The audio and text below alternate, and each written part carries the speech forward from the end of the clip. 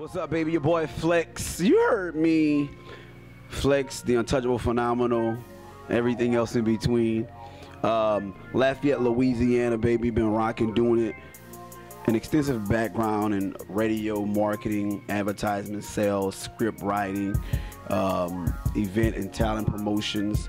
And I'm just ready to move up to the next level, baby.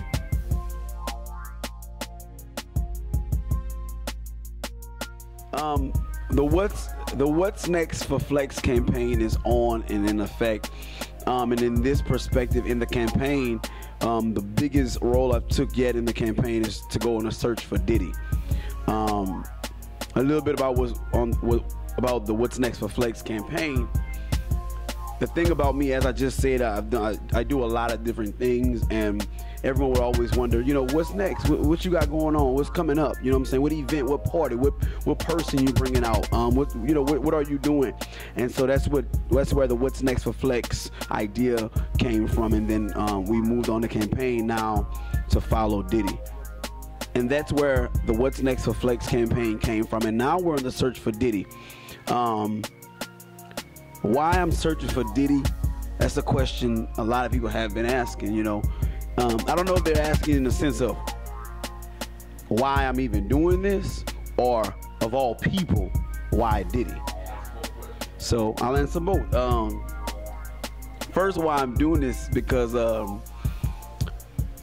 for long as I can remember, I remember me saying, dang, I want to be like Diddy. I want to be like Puff Daddy. I want to be like P. Diddy. You know what I'm saying? This was childhood. I'm 24 now. So this was at least 10, 11 years ago. You know what I'm saying? And as I got more involved with the entertainment, I started getting more involved in the watching Diddy and watching what he's doing. And of course, when he did I Want to Work for Diddy back in 2008, I was too young for that. So now I was like hoping, like, man, when I turn 18, when I turn 21, I hope they doing I Want to Work for Diddy. But unfortunately, they wasn't. But fortunately for me, I'm blessed with a great mind. And that's why I say, well, since they're not doing it, I'm going to create my own opportunity, and I'm going to go out and get it myself. And that's the whole background of why I'm going to Diddy, because that's my ultimate dream. I've always told people, follow your dreams, follow your heart. And I've always been wanting to advocate that to kids and push it, but I've never been. And I had to sit down for a while and think about, am I really following my dreams? You know what I'm saying? And so that's what it's about now. You know what I'm saying? I'm pushing and I'm going to get Diddy. Now, why Diddy as a person? I mean, why not? Do you go at number 2? Do you go at number 3? No, you go at the number 1 man. Not only is Diddy an idol of mine, not only, you know, do I look up to him and watch him and get mentoring subliminally, you know what I'm saying? I watch and I take in what I need to take in from him, but he's number 1. Like, he is the man. Puff is the man. Puff is number 1 Forbes in the hip hop industry, so why not Diddy, you know?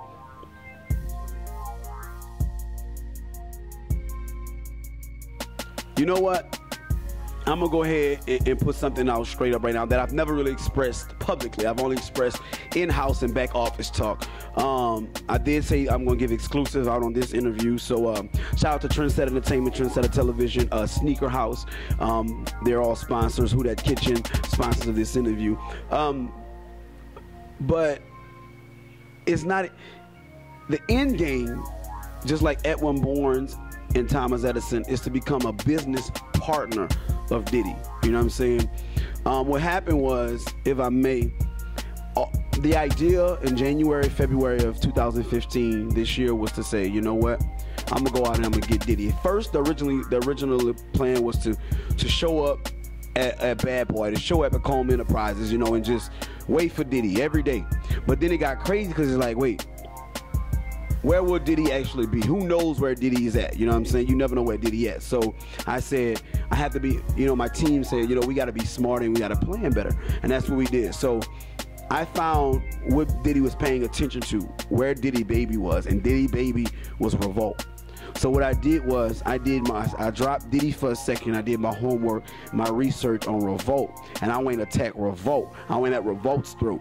And I know, it's like this: if somebody shake your baby, if somebody bother your baby, it's going to get your attention, and you coming for your baby. You know what I'm saying? And so I went at Diddy's baby, which was Revolt, and I got all the attention with the people at Revolt, the executives, Keith Klingscales and Vel Borland, Kenny Burns, Andre Harrell, Tuma Bussa at the time, Jordan Hall, so much people at Revolt that I got to, and it's like they had no choice but to see me, and that's what rambled for me to actually get Diddy's attention. That's why I think it started with me getting Diddy's attention, and so the idea is actually was to get a job with Diddy.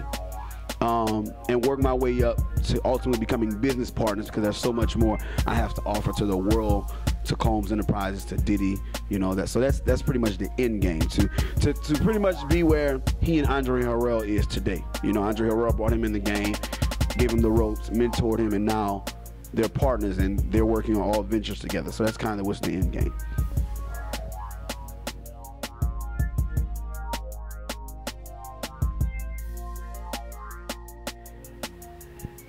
Support, man. You know, money wasn't a problem, and I don't have money like that. However, I learned how to raise money. I learned how to campaign. That's what the campaign is all about. OPM, other people's money, other people's resources, other people's market. You know, go out and raise to get what you need, and that's what I did. But the biggest obstacle, I would say, is support. You know, actually sitting there with such a big idea, such a big dream that can help everybody in your state. You know what I'm saying? Help everybody in your city, your state, and you come to realize that people are not on board with what you're trying to do, and they're not supporting it. And so you start having that thinking like, man, am I doing something right? Am I doing something wrong? Are you in doubt? You know. So I think the biggest obstacle is support from your family, and then from your close so-called who you thought were your friends. When it's just a vision. And you know, I learned that everybody.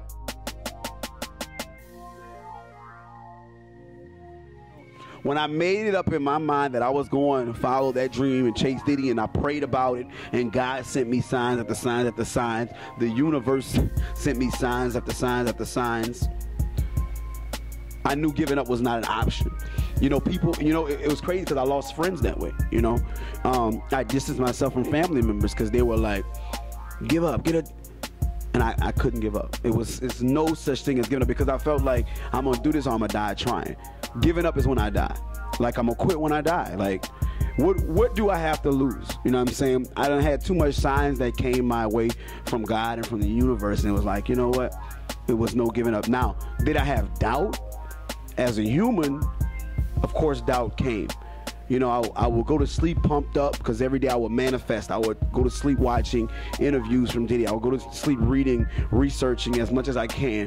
I've pretty much put my whole life revolving around that situation, revolving around opportunity. I've had to gain all my focus. I've dropped all my clients, any other business ventures that I was on at the moment, and I put all my focus on that opportunity, and I had to pretty much put it in my life. Like, it was no other way.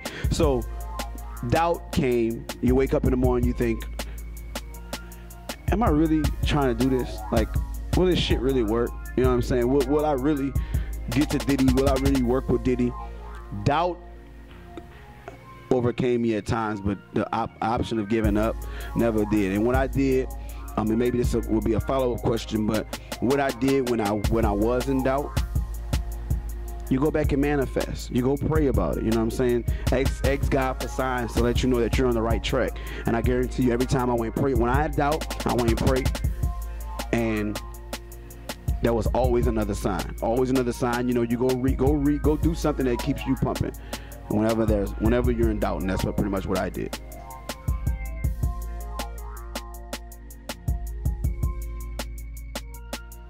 So the first journey I started off in Houston, Texas, went over to Atlanta, LA, Los Angeles to go to Revolt, as I said, and it was epic in Revolt. I met with Andre Harrell, Kenny Burns, Vel Borland, Keith Klingscales, and a whole lot of other people over at Revolt. And the next mission is New York. New York, August of 2015. Sean Diddy Combs, I'm coming. We're going to Combs Enterprises, taking over Dia Sims. I'm coming to look for you too at the same time. And anyone else in the headquarters in the office that I need to speak with, I'm coming. You know what I'm saying? So get ready. So make sure you can donate to my campaign if you want to help. Keep the campaign going depending on the time that you see this video. But this is history in the making. I want y'all to know that. But to keep this going, donate to my campaign, GoFundMe.com /WhatsNextForFlex, and it's right here at the bottom. GoFundMe.com /WhatsNextForFlex, and you can help me out by donating there. Of course, you can follow the whole campaign and the whole journey by going to my Instagram @flex_. You heard me. That's @flex FLEX_UHEARD ME flex_. You heard me. And you can follow the whole journey there. And I just want to tell everybody, man, follow your dreams. Keep pushing. Dreams do come true. You start off with an idea. Me and a friend were talking. It started off with a passion and a desire. Then it went into an idea that a friend and I spoke about and saying, let's just do it. And it took off from there. And next thing you know, Sean Diddy Combs opening my DMs. Next thing you know, Revolt responding back. I'm getting into the offices with the executives at Revolt. Next thing you know, I'm getting likes from Diddy. I'm getting follows from Diddy's executives at Combs Enterprises. Next thing you know, I see, Diddy's continuing opening my DMs. Next thing you know, Diddy actually goes to comment on my picture, a photo on Instagram, and then follows me on Instagram, and the story goes on, and it's going to continue. So just make sure you follow the journey @flex_. You heard me. Donate to my campaign, GoFundMe.com /WhatsNextForFlex. And we're gonna make this rock, man. So continue to follow your dreams. Don't give up, no matter what. You're going to come into obstacles. You're going to come into doubt. You're going to come into disbelief. The power of belief. Just keep believing that it's possible. Keep God first. And it's true. And I want to say one thing, though. It was funny because watching like award shows, you hear people say, oh, I want to thank God. You always hear people say, I want to keep God first. And I always looked at it as oh, you're supposed to say that. But really, when you really put yourself in tune with God and the universe, you will understand why you say keep God first. Because with the power of belief, you believe in God and you have the strongest faith. I'm telling you, there's no stopping you. So whatever it is that you want to do, there's no stopping you. And this journey is bigger than me. It's about all the up-and-coming entrepreneurs, the aspiring entrepreneurs, the young folks who's coming up, older, whatever. This journey is not just about me. It's about people being able to see firsthand of something like this really happening and really coming into fruition. That's what it's about. So it's about everyone out there. Keep going and follow your dreams, because this is about us. We changing the world, baby, one step at a time. So Sean Diddy Combs, again, I'm coming, and it's on, baby. Let's change the world together. What's next for Flex? You heard me.